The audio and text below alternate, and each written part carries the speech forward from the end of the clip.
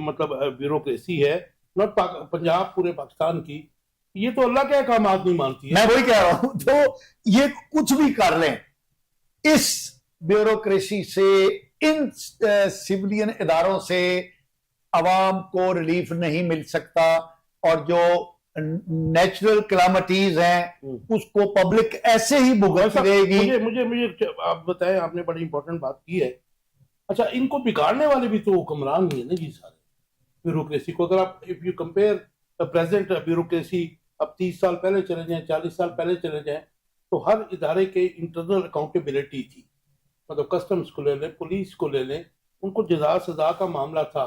और हमने पिछले 10-15 साल में देखा कि उनको सजाएं नहीं मिली। सर 75 सालों से सो मच सो कि जो कमाता था ऊपर वाले जराए से, वो अपने नाम पे नहीं रखता था। लोग गाड़ियां डर के, जो अफसर हैं वो नहीं खरीदते थे, किसी रिश्तेदार के नाम पर घर नहीं बनाते थे। अब तो खुल्लम खुल्ला है। सर ये आपने जिस कमजोरी की, कोताही की निशानदेही की है, इसकी इब्तदा जो है वो मेजर जनरल सिकंदर मिर्जा के दौर से हुई थी, जब उसने सिविलियन इदारों के अंदर साजिश के जरिए पेनिट्रेट करने की कोशिश की।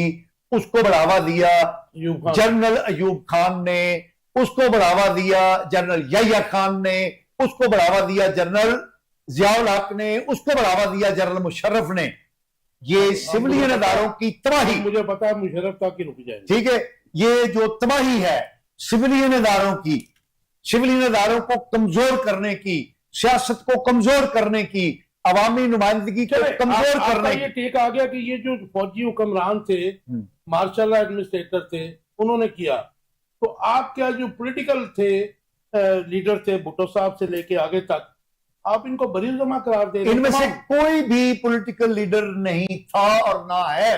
राइट। ये तमाम जो हमें सियासतदान नजर आते हैं, ये तमाम हमारे जर्नैलों की और हमारी रियासत की और हमारी एजेंसियों की पैदावार है। राइट फ्रॉम कायदे अवाम जुल्फिकार अली भुट्टो से लेकर नवाज शरीफ, शहबाज शरीफ, बेनजीर और हिज एक्सीलेंसी इमरान खान तक, तमाम जो ये सियासतदान जिनको कहा जाता है, और चौधरी साहब के भी जो चेते बुजुर्ग सियासतदान, उनका लीडर परवेज लाई कितनी देर जेल में रह के आया, फिर भी आप कह रहे थे था वो सब लोग, चौधरी परवेज लाई, चौधरी शुजात और डैश डैश डैश जितने लोग हैं, इनको सियासतदान नहीं कहना चाहिए। ये सब रियासत, इनको हुक्मरान कह दें, हुक्मरान कह ले, ये उसी की पैदावार है। सियासतदान सिर्फ एक था जो अपने बलबूते पर पैदा हुआ क़याम पाकिस्तान से पहले, और उसका नाम था मोहम्मद अली जिन्ना। खैर वो सियासतदान तो वो नहीं थे, वो स्टेट्समैन बहुत बड़े थे। चलो आगे आ जाए। एक सियासतदान हुसैन शहीद सोहरवर्दी, ऐसे सियासतदान चौधरी मोहम्मद अली। नहीं तो आपने सोहरवर्दी के साथ क्या किया था आपने? क्यों? मैंने नहीं किया, हमने किया ना, हमारी ठीक है, हमने तो उसकी डेड बॉडी नहीं आनी थी यहाँ पे। अच्छा मियां साहब, अपने खान साहब, मैं एक चीज की एडिशन करना चाहता हूं। हमारा सारा जोर सियासतदानों पर, ब्यूरोक्रेसी पर, हुक्मरानों पर है। हमें जरूरत इस बात की है कि अवाम की भी तरबियत होनी चाहिए। ये मैं एक वो बड़ी मशहूर देख रहा हूँ जिस पर कोई भी हुक्मरान जो होता है, मैं आपसे थोड़ा सा डिफर करूंगा, वो कौम के बाप की तरह होता है। वो नवाज शरीफ हो, वो इमरान खान हो, या फिर वो कोई और हो, लेकिन वो आपको पता है कि बाप ही ऐसे होंगे, वो डेलिब्रेटली भी अवाम को शोर कोई भी नहीं आने। अच्छा, अब ये एक छोटी सी वो वीडियो बड़ी वायरल हुई है कि एक बंदा जो है वो मोटरसाइकिल लेके तो गटर में गिर गया और एक्सीडेंट को कर दिया। क्या उस बंदे को नहीं सोचना चाहिए कि पूरी मोटरसाइकिल डूबी हुई है, मुझे नहीं जाना चाहिए, खतरा हो सकता है? जवाब उसको भी जूते मारने चाहिए कि तुम क्यों निकले हो। ये गिरने वाले का कसूर है कि हुक्मरानों का कसूर? नहीं, हुक्मरानों का तो हो गया ना कसूर, एक्सीडेंट मुअत्तल हो गया, ठेकेदार को जुर्माना हो गया, सब कुछ ठीक है, लेकिन क्या उसको भी नहीं सोचना चाहिए कि मैं ना निकलूं इतनी गहरे पानी के अंदर? साहब, आप भी बच्चों वाली बात करते हैं। जो घर से बाहर निकला है और ये बारिश आपने देखी है 2-3 दिन में, ऐसे होती है कि 1 मिनट में पता भी नहीं होता, बारिश बहुत हैवी रेन आ जाती है, तो वो बंदा घर भी ना। और मैं आपको अगली बात बताऊं खान साहब, अजला दे वेले बंदे जो गड्डी ते मोटरसाइकिल चला रहे होंगे ने कि जिस तरह इन्हां तो ज्यादा मसरूफ है ही कोई नहीं।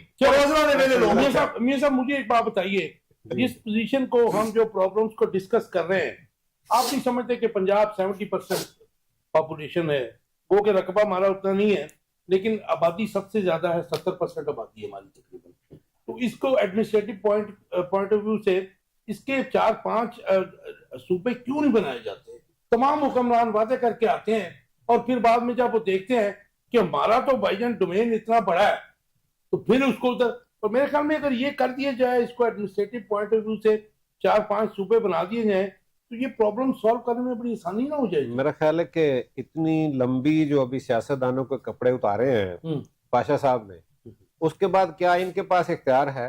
हाँ। मुझे सबसे पहली बात ये है कि देखिए, यहाँ पे वो कंट्रोल के लिए ये पाकिस्तान की बात नहीं है। अगर पाकिस्तान की बात करनी है तो देखिए, मुझे जमातों से हटके, मुझे सियासत से ऊपर जाके बात करनी है। अगर हमने पाकिस्तान को आगे लेके चलना है तो ये हमें बिल्कुल करना होगा।